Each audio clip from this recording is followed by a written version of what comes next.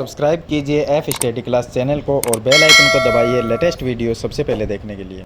Hello friends, पीछे मैंने एक वीडियो में आपको बताया था कि जो बहुपद है उसके शून्यक है वो किस तरह से ज्ञात करते हैं।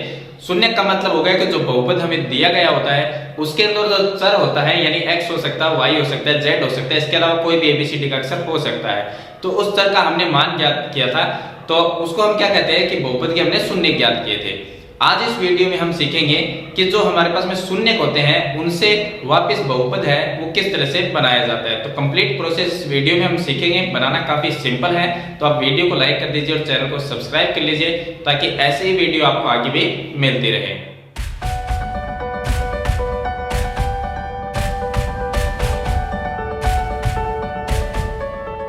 तो देखिए, बहुपद जब हमें बनाना होता है तो उसके लिए हमारे पास में दो चीजें होनी जरूरी है। बहुपद के शून्यक जो है वो हमारे पास में होने जरूरी है, यानी एक तो हमें दिया गया होगा कि जो बहुपद है उसके शून्यांकों का योग और दूसरे दिया होगा शून्यांकों का गुणनफल। अब शून्यांकों का जो योग है वो होता है अल्फा प्लस बीटा, यानी जो शून्यक है उसको हम अल्फा बीटा के रूप में मानते हैं। तो अल्फा प्लस बीटा का मतलब हो गया कि ये शून्य जो बहुपद है उसके शून्यांकों का योगफल, और अल्फा गुणा बीटा का मतलब हो गया शून्यांकों का गुणनफल। दो चीज आपको प्रश्न में मिलेगी जिससे हम एक बहुपद है वो बनाना सीखेंगे। तो देखिए, इस क्वेश्चन के अंदर भी मैंने यहाँ पर तीन शून्य इसके लिए हैं। हम ये मान लेते हैं, पहला है 1/4 माइनस 1, दूसरा है √2 1/3 और तीसरा है 0 और √5। अब बहुपद बनाना है हमें, यानी एक द्विघात बहुपद बनाना हम सीख रहे हैं। तो उसके लिए हमारे पास में द्विघात बहुपद किस रूप का होता है, वो होता है ax² प्लस में bx प्लस c। इस टाइप का एक द्विघात बहुपद होता है। अगर इसको बनाना है तो उसके लिए a b c इसके मान हमारे पास में होने जरूरी है। अब a b c के मान अगर यहाँ पर हम रख देते हैं तो ये एक द्विघात बहुपद है वो बन जाता है। अब सवाल ये आता है कि जो a b c का मान है वो हम कहाँ से लिखेंगे। तो उसके लिए जो प्रश्न में हमें जो एक दिया गया होता है कि शून्यांकों का योगफल और दूसरा दिया होगा शून्यांकों का गुणनफल, दो चीज हमें दी गई होती है। अब जो बहुपद है उसके शून्यक हम क्या मानेंगे, अल्फा और बीटा मानेंगे। तो इसको हम ये लिखेंगे कि अल्फा प्लस बीटा इसका मान, यानी कि इसका जो योगफल है शून्यांकों का योगफल वो कितना है 1/4। जो पहली संख्या है वो होगा योगफल, दूसरी जो संख्या होगी दूसरा जो शून्यक होगा वो क्या होगा, गुणनफल होगा। तो योगफल क्या है 1/4, तो मैं 1/4 लिख देता हूं। और गुणनफल, गुणनफल का मतलब होगा अल्फा गुणा बीटा। अल्फा और बीटा क्या है, शून्यक है, इनका गुणनफल का मतलब इन दोनों का गुणा। बराबर में हम क्या लिखते हैं, बराबर में इसके लिखेंगे माइनस में 1। माइनस 1 क्यों लिखा, क्योंकि 1/4 है वो शून्यांकों का योगफल है और -1 है वो शून्यांकों का गुणनफल है। तो यहाँ पर योग की जगह हम अल्फा प्लस बीटा लिखेंगे और गुणनफल की जगह अल्फा गुणा बीटा लिखेंगे। बराबर में जो हमें दिया गया संख्या वो हमने लिख दी, जो शून्य हमें दिए गए हैं। अब आपको ये देखना है कि जो अल्फा प्लस बीटा होता है उसके बराबर हम क्या लिखते हैं, अल्फा प्लस बीटा बराबर होता है -b/a होता है, माइनस में b/a ये होता है अल्फा प्लस बीटा बराबर। और अल्फा गुना बीटा इसके बराबर में होता है c/a। अब यहां से हम abc का मान निकालेंगे और यहां पर abc का मान अगर हम रख देंगे तो ये एक द्विघात बहुपद है वो बन जाएगा। इसके लिए देखिए हम क्या करेंगे, a देखिए इसके बट्टे में भी a है और इसके बट्टे में भी a है, लेकिन यहाँ पर बट्टे में कोई संख्या हमारे पास में है नहीं। इसके बट्टे में क्या है 4, यानी a का मान 4 है, लेकिन यहाँ पर a का कोई मान ही नहीं है। तो दोनों को बराबर तो करना पड़ेगा।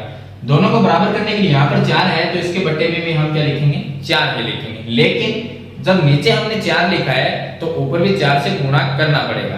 तो इसके लिए हम क्या करेंगे, गुणा में यहाँ पर हम लिख देंगे इसके 4 लिख दिया। अब क्या हो गया, अब हो गया देखिए ये -1 गुणा 4 तो कितना हुआ, माइनस में 4 हुआ और बटे में 4, ये 4 हो गया। अब यहाँ पर ये देखना है जो a का मान है यहाँ पर और यहाँ पर वो दोनों तरफ बराबर रहना चाहिए, बाकी b और c का कोई भी मान हो सकता है। तो a का मान यहाँ पर भी 4 है और a का मान यहाँ पर भी 4 है। इसका मतलब a का मान कितना होगा, a का मान होगा 4 और b का मान कितना होगा, यहाँ पर जो माइनस में b है इसके सामने 1 है तो जो माइनस है वो 1 के लगा देंगे तो b का मान कितना हुआ, माइनस में 1 हुआ। और c के सामने कौन है, c के सामने है माइनस में 4 तो वो हो गया c का मान। abc का मान हमने निकाल लिया है, इस बहुपद के अंदर रखेंगे। तो चलिए रख देते हैं, a का मान 4 रखेंगे तो 4x² हो गया, b का मान माइनस में 1 है तो यहाँ पर -1 और x है तो 1x लिख देंगे। और यहाँ पर जो c का मान है वो माइनस में 4 है तो c की जगह -4 लिख देंगे। अब जो एक x है इसकी जगह हम सिर्फ x ही लिख सकते हैं, तो यहाँ पर हमने क्या लिख दिया, x लिख दिया। तो ये क्या आ गया, हमारे पास में द्विघात बहुपद है, वो हम इस तरह से बनाएंगे। अगला जो हमें शून्य दिया गया है उससे भी हम बनाना सीख लेते हैं। तो मैंने यहाँ पर 2-3 शून्य लिए हैं। यहाँ पर देखिए, एक ये लिया है, दूसरा ये और तीसरा, तीनों से अलग अलग टाइप के जो बहुपद है वो बनेंगे। चलिए हम इसका भी प्रोसेस जान लेते हैं किस तरह से बनाने हैं। अब देखिए, अगला जो हमें शून्य दिया गया है, यहाँ पर क्या है, अंडर रूट तो क्या है, अल्फा प्लस बीटा का मान, यानी शून्याङ्कों का गुणनफल। तो मैं लिख देता हूँ अल्फा प्लस बीटा बराबर में क्या लिखेंगे, अंडर रूट 2 लिखना है, अंडर रूट 2। और इस अल्फा प्लस बीटा बराबर क्या होता है, माइनस में b बटे a होता है। और 1/3 किसका मान है, 1/3 है अल्फा गुणा बीटा का मान। तो यहाँ पर अल्फा गुणा बीटा बराबर है 1/3, और इसके बराबर में हम लिखते हैं, इसके बराबर क्या होता है, c बटे a होता है। लेकिन यहाँ पर देखा जाए तो a का जो मान यहाँ पर 3 है और इसके बटे में कोई a का मान भी नहीं है, तो दोनों तरफ a का मान बराबर होना चाहिए, जैसे हमने पीछे वाले में किया। तो a का मान यहाँ पर क्या लिखे, यहाँ पर 3 है तो हम इसकी जगह भी 3 लिख देंगे। लेकिन 3 जब नीचे लिखा है तो 3 से ऊपर गुणा भी करना पड़ेगा, तो इसके लिए हम 3 को यहाँ पर गुणा भी कर देते हैं। तो ऊपर तो हो गया 3 अंडर रूट 2, नीचे हो गया 3, a का मान 3 और यहाँ पर भी a का मान 3, अब बराबर हो गया। तो a का मान कितना है, a का मान है 3 और b का मान कितना है, b के सामने क्या है 3 अंडर रूट 2, लेकिन b माइनस में है तो ये हो गया माइनस में। और c का मान कितना है 1, c के सामने 1 है तो c का मान आ गया 1।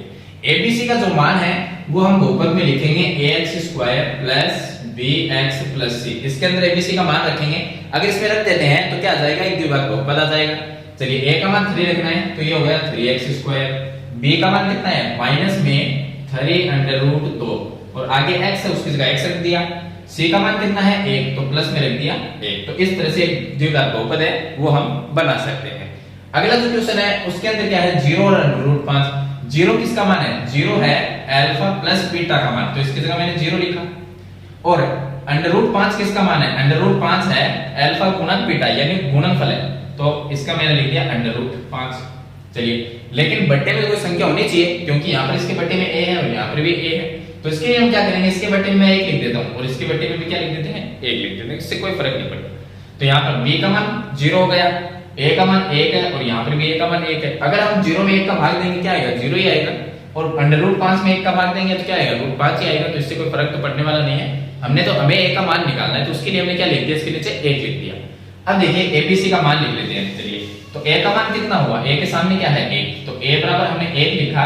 b का मान कितना हो गया, b का मान 0 रहेगा, माइनस में हो या प्लस में, 0 0 ही रहता है।